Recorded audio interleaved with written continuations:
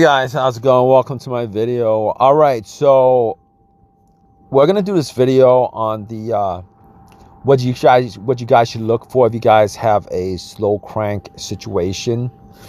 Normally, if you guys have this situation, um, and slow cranks are when the starter, it doesn't actually get the full power of the battery, but it still does crank. um it cranks not at full power, but it cranks slow, but enough to start the engine. All right, now with a situation like that, normally you would have a battery that's about to either go out, a battery that wasn't charged up by the alternator, and it leads to the battery going out and the car not starting or running until it dies out. Or you have an issue with maybe corrosion on the ground cable, or corrosion on the positive and negative cable. But 99% of the times, if you guys have this issue, it's because you guys have either A, a bad battery, or B, corrosion on the positive and negative cable. Now, a lot of people, when they have issues, not just with slow cranks, not just with no cranks, not just with a whole lot of different issues where it cranks sometimes, it doesn't crank other times. Now, you guys could do this trying to figure out whether it's the battery or not by wiggling the cable and try to start it.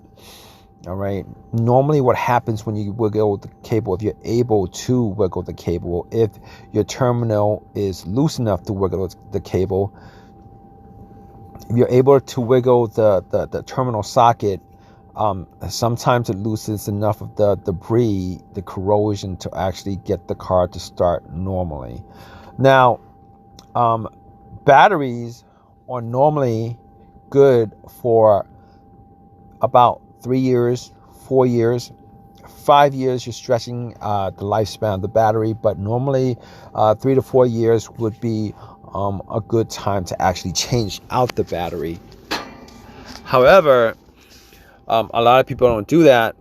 They'll swap it out when their car is dead and they realize it's probably the battery that's gone out. That's when they change up the battery. Now, some people do change out the battery at 3-year or 4-year intervals, but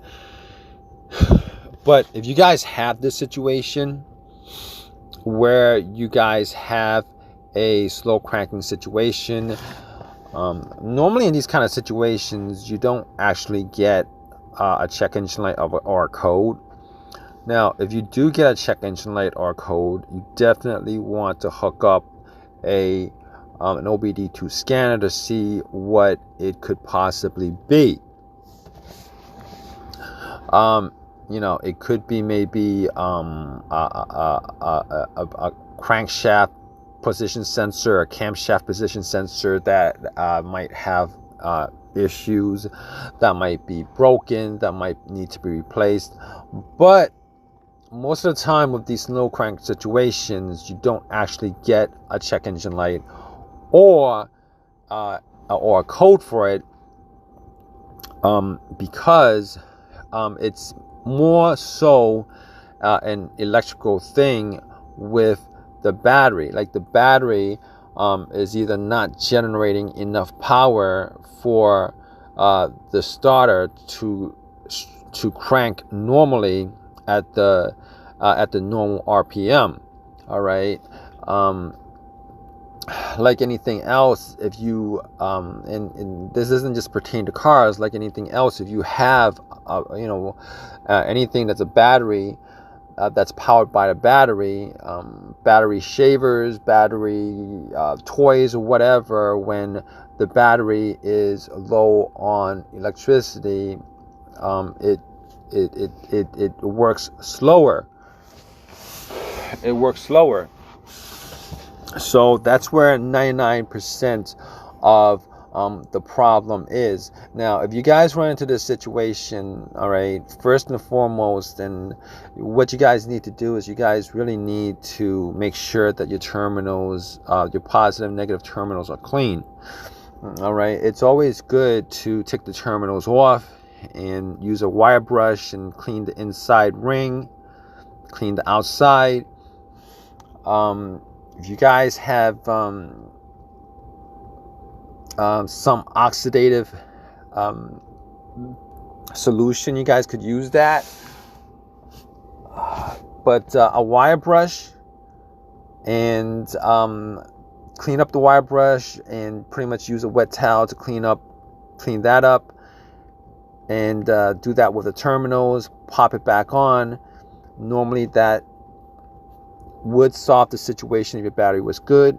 If you still have the same situation, chances are your battery is probably having issues, and a lot of times it is the battery. You want to make sure that your battery is newer than 3 years old or 4 years old. You could always go to AutoZone, Advanced Auto to check it out. Batteries are not expensive. You can go to Walmart, get like a $50 battery, pop it in, and it'll solve your situation.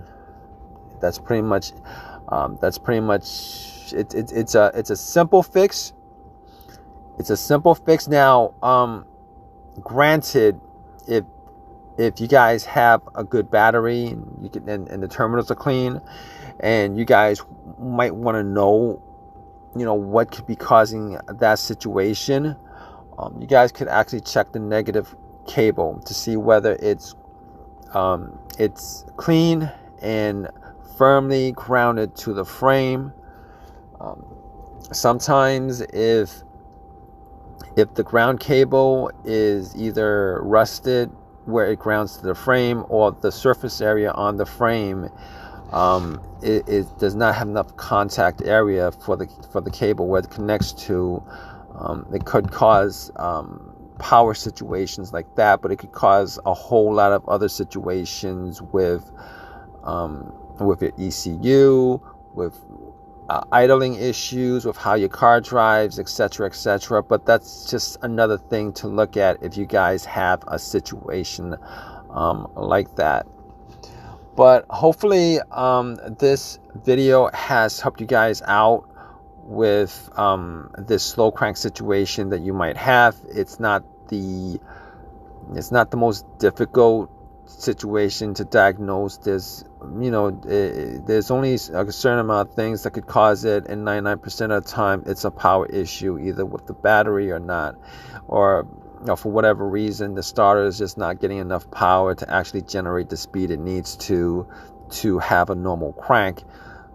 But if your engine, but it cranks over and your engine starts up, you guys really don't need to worry about trying to figure out whether it's something more complicated, whether it's something more mechanical, etc., etc. Now, I will leave you with this. On rare occasions, all right, on rare occasions, it could be some component of component on the serpentine belt that's either close to being seized.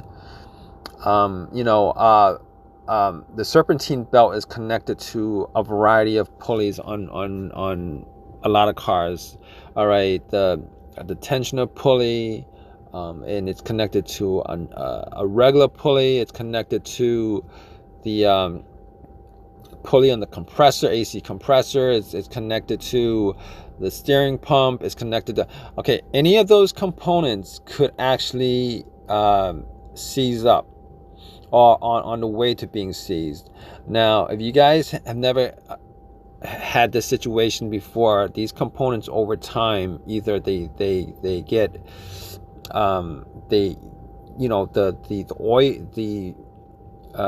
it's not oiled as good as it was. Over time the oil gets brittle and everything, and then these components don't turn, all right, and and if that happens, it could actually keep the starter from either turning, or it'll have the starter work a lot harder to turn, to turn the engine, because something on that serpentine belt is actually keeping the engine from turning. But that's the other thing. That's probably like the last thing that you guys could look for if you guys can't figure out exactly what that situation is. A lot of times that would actually cause a no crank, no start situation. A lot of people don't suspect that could cause it, but if you guys figure everything else out, and that's what you guys are left with, definitely just take a serpentine belt off and just turn all the little turn all the pulleys, just to make sure that they turn easily. If they don't, then, and if they don't turn easily, or if they don't turn at all, then you have one of those issues where the components are seized, and either the starter is making the starter not turn as fast, or it's going to keep the starter from turning. But anyway, I just remembered situations where that has happened in various cars. But anyway, if you guys have any of your own personal experiences with this, definitely leave a comment in the comment section. Please subscribe, please give me a thumbs up, all that good stuff. All right, guys, take care.